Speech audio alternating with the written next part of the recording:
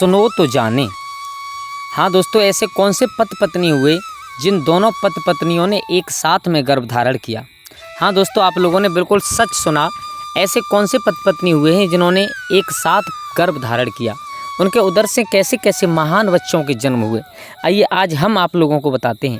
दोस्तों, गलत सलत कमेंट करने से पहले आप लोगों को एक बात बता दूं, प्लीज़ वीडियो को पूरा ज़रूर सुनिए, आपकी समझ में हर बात आ जाएगी। और माँ लक्ष्मी से ये प्रार्थना करता हूँ, हे माँ लक्ष्मी, जो भी मेरे भाई इस गजब ज्ञान यूट्यूब चैनल को सब्सक्राइब करें, उनके घर में कभी कोई दिक्कत या परेशानी नहीं आए, उनके ऊपर तुम्हारे हाथ अवश्य बना रहे। आप लोगों से सिर्फ एक निवेदन है, चैनल को सब्सक्राइब करें और वीडियो को शेयर ज़रूर कर दें, जिससे कि आप लोगों के अलावा दूसरे लोगों को भी इस वीडियो का फ़ायदा मिले। मैं तो केवल यही आपसे विनती करता हूँ। तो आ जाओ, आप लोगों का समय ज़्यादा बर्बाद ना करते हुए गौर करते हैं इस अजीब कहानी की तरफ। हाँ दोस्तों, अजीब ही कहूँगा मैं इस कहानी को। ये कोई मनगढ़ंत कहानी नहीं है, इसका प्रमाण है, और एक नहीं कई जगह प्रमाण है। अगर आप लोग कमेंट में पूछना चाहें तो हम आपको ज़रूर बताएंगे कहाँ है प्रमाण, और आप पढ़ कर के देख सकते हैं।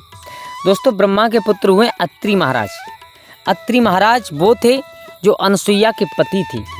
अत्रि महाराज के पुत्र हुए जिनका नाम था चंद्रमा। हाँ दोस्तों, ये तीनों देवता ब्रह्मा विष्णु महेश भोले बाबा, यानी ये तीनों देवता वचनबद्ध होकर के माँ अनसुईया के उदर से जन्म लेकर के आए। ब्रह्मा का जन्म हुआ था वो चंद्रमा के रूप में हुआ था। विष्णु भगवान का जन्म हुआ था वो दत्तात्रेय महाराज के जन्म में रूप में हुआ था। और भोले बाबा का जन्म हुआ था वो दुर्वासा महात्मा के रूप में हुआ था। मेरे भैया, तीनों देवता जन्म लेकर के आए हैं। चंद्रमा यानी ब्रह्मा के पुत्र हुए अत्रि, अत्रि के पुत्र हुए चंद्रमा। चंद्रमा अपने गुरु यानी बृहस्पति देव के यहाँ पर पढ़ने के लिए गए थे। तो वहाँ पर जो गुरु की पत्नी थी तारा, उस गुरु की पत्नी तारा को अपना करके एक बेटा का जन्म हुआ, उसका नाम रखा गया बुध। ब्रह्मा के अत्रि, अत्रि के चंद्रमा, चंद्रमा के बुध महाराज हुए हैं। बुध महाराज अनसुईया के आश्रम पर रहते हैं। चंद्रमा लेकर के आए अपनी माँ अनसुईया के पास में, छोड़ दिया है बुध को। तो जब धीरे धीरे बुध जवान हुए हैं, तो एक दिन बुध महाराज नदी के किनारे घूम रहे थे, और उधर से एक इलाहाबाद के राजा थे जिनका नाम था सुदुम्न महाराज। वो अपने अश्व पर सवार होकर के कुछ सैनिकों को साथ लेकर और कहाँ शिकार खेलने के लिए चले हैं। दोस्तों, शिकार खेलने के लिए चले हैं। शिकार खेलते खेलते वो कहाँ पहुँचे, एक अंबिका नाम का वन था, वन। उस अंबिका वन में पहुँचे हैं, और जैसे ही अंबिका वन में महाराज सुदुम्न ने अपना कदम रखा और उनके साथ जितने सैनिक थे उन्होंने अपना कदम रखा, तो देखो विधि का विधान कैसा था। उनकी काया पलट हो गई, यानी सुदुम्न महाराज एक बहुत सुंदर लड़की बन गई। जो साथ में घोड़ा थे वो घोड़ी बन गई, जितने सैनिक थे सब सैनिकी बन गए, यानी उनकी काया पलट हो गई। अब आप कहोगे ये मनगढ़ंत है, ये मनगढ़ंत नहीं है बिल्कुल। उस अंबिका वन में क्या हुआ था, उस अंबिका वन में भगवान भोले बाबा ने ये वचन दे दिया था। क्या दे दिया था, आओ जल्दी से बताते चलें आपको, कहानी को ज़्यादा लंबा ना खींचना पड़े। कि एक बार मैया पार्वती भगवान भोले बाबा अंबिका वन में विहार कर रहे थे, तो वहाँ से सप्तऋषि महात्मा निकल करके गई। तो मैया पार्वती माँ भवानी भगवान भोले बाबा से बोली हैं, बाबा तुमने कहीं ऐसी थोड़ी सी जगह नहीं बनाई जहाँ पर हम और आप बैठ करके और 2 मिनट बात कर सकें। भगवान भोले बाबा तो हैं ही, भगवान भोले बाबा ने वचन दे दिया, जाओ आप चिंता मत करो, आज के बाद अंबिका वन में जो कोई पुरुष कदम रखेगा वो स्त्री हो जाएगा, ये मेरा वचन है। भगवान भोले बाबा ने वचन दिया था, और उसी वन में सुदुम्न महाराज ने अपना कदम रखा तो स्त्री बन गए। जितने सैनिक थे सब भाग गए, क्योंकि सब सैनिक बन गए। अब अकेले खड़े हैं महाराज सुदुम्न। अब वहाँ से अंबिका वन से वापस लौट करके नदी के किनारे पहुँचे, और वहीं पर वो चंद्रमा के बेटा जिनका नाम था बुध महाराज घूमते हुए आए। उन्होंने देखा, बोले संध्या होने के लिए जा रही है, और ये जंगल में नदी के किनारे ये अकेली लड़की कौन घूम रही है। बुध महाराज ने इशारा दिया, इधर आओ। तो सुदुम्न महाराज, अच्छा थे तो लड़का। सुदुम्न महाराज ने देखा ये मुझे बुला रहा है, जब पास में गए बोले कहिए। तो बुध महाराज ने कहा, तुम कौन हो, कहाँ जा रही हो, क्या नाम है तुम्हारा। सुदुम्न महाराज बोले, कहाँ जा रही हो इसका क्या मतलब है, अरे तुम एक लड़की हो, हैं, क्या नाम है तुम्हारा, किसकी बेटी हो, कहाँ जाना चाहती हो। सुदुम्न महाराज बोले, तुम पागल हो गए हो, हैं, एक लड़के को लड़का बता रहे हो। मेरे भैया, बुध महाराज ने कहा, एक काम कीजिए, आप ठहरे हुए पानी में जा कर के देखिए आप लड़की हो या लड़का हो। उसी समय ठहरे हुए पानी में जाकर के देखा तो सुदुम्न महाराज एक बहुत सुंदर लड़की बन चुके थे। घर से आए राजा, लेकिन बन गए लड़की। बुध महाराज उन सुदुम्न को जो लड़की बन गए थे उनको लेकर के अपनी मैया, अपनी दादी अनसुईया के आश्रम में आए। अनसुईया ने पूछा, बेटा ये कौन है।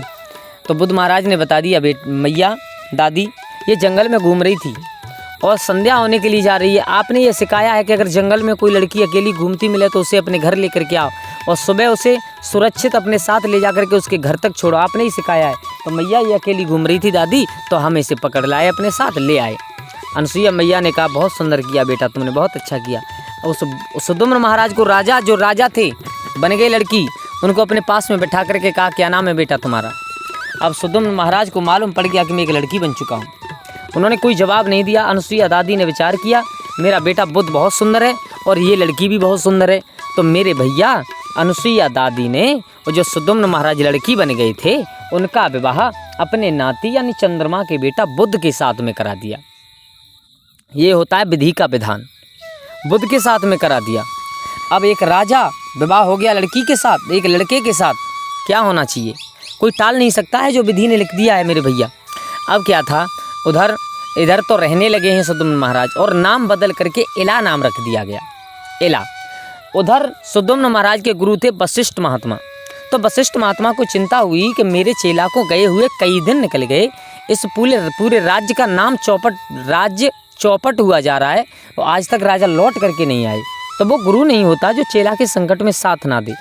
आज वशिष्ठ महात्मा अपने शिष्य यानी सुदुम्न महाराज को ढूंढते हुए चले हैं। योग दृष्टि से देख लिया, समझ गए, बोले वो एक लड़की बन गए हैं और बुद्ध के साथ में शादी भी हो चुकी है। तो वहीं यानी अनसुईया मेहतारी के आश्रम पर पहुँचे। बुद्ध महाराज द्वारे पर बैठे थे। बुद्ध महाराज को देखते ही वशिष्ठ महात्मा बोले, बुद्ध? बोले हाँ बाबा जी, मैंने सुना है तुम्हारी भी कुछ दिन पहले शादी हुई है। बोले हाँ। बोले तुम अपनी पत्नी को हमें एक बार दिखा दो। बोले ठीक है। बुद्ध महाराज ने इला से जाकर के कहा है, कोई वशिष्ठ नाम के महात्मा हैं और आपसे मिलना चाहते हैं। सुदुम्न महाराज जो लड़की बन गए थे उनके दिल में तसल्ली आ गई, विचार किया, बोले मेरे गुरुजी आ चुके हैं, अब कुछ ना कुछ जरूर हो जाएगा। तो आज श्रृंगार करके एक हाथ का लंबा घूंघट मार करके, और जब इला महाराज जो सुदुम्न महाराज थे स्त्री बन गए थे, वशिष्ठ महात्मा के सामने बैठे हैं। वशिष्ठ महात्मा ने इशारा दिया, लड़की अपना घूंघट हटा, और जैसे घूंघट हटाया एकदम वशिष्ठ महात्मा ने अपने सर में हाथ मारा। अरे राजा, ऐसी कौन सी मजबूरी बन गई जो तुम हाथों में चूड़ियाँ, मांग में सिंदूर, होठों पर लाली श्रृंगार किए हुए बैठे हो? राजा ने बताया, महाराज गुरुजी बहुत बड़ी भूल हो गई। बोले क्या? जैसे ही मैंने अंबिका वन में कदम रखा मेरा पूरा शरीर स्त्री का हो गया। वशिष्ठ महात्मा समझ गए, बोले वो तो अंबिका वन वो है जिसमें भगवान भोले बाबा ने श्राप दे दिया है, वचन दे दिया है भगवान भोले बाबा ने। अच्छा बेटा चिंता मत करो, जो बीमारी आपको लगी है वो वहीं से छूटेगी। क्या? बोले हाँ। इला महाराज बोले, गुरुजी चिंता इस बात की नहीं है कि मैं स्त्री बन गया हूँ। बोले फिर? चिंता इस बात की है कि मेरे उदर में 1 महीने का गर्भ पल रहा है। महात्मा ने विचार किया, अब इसका क्या होगा? हाँ दोस्तों, इधर तो बुद्ध महाराज के साथ में शादी हो गई पति यानी सुदुम्न महाराज की, तो उनके भी उदर में गर्भ पल रहा है, और उधर सुदुम्न महाराज जो अपने राज्य में स्त्री छोड़ करके आए थे उसके भी उदर में गर्भ पल रहा है। अब आगे क्या हुआ इस गर्भ का, आइए हम बताते हैं आपको। दोनों पत्नियों के गर्भ है।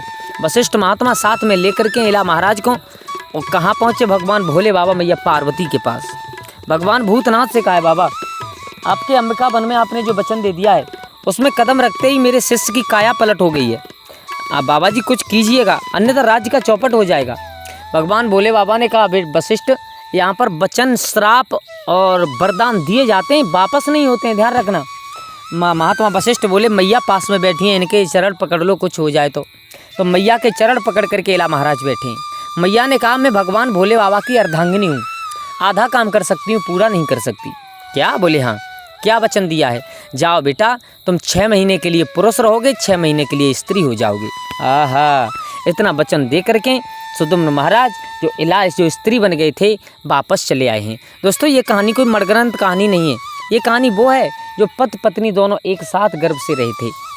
तो कैसी लगी आप लोगों को हमारी ये कहानी? अगर अच्छी लगी हो तो प्लीज़ हमारे चैनल को सब्सक्राइब करें और हो सके तो अपने परिवार और दोस्तों के साथ में शेयर करें। धन्यवाद।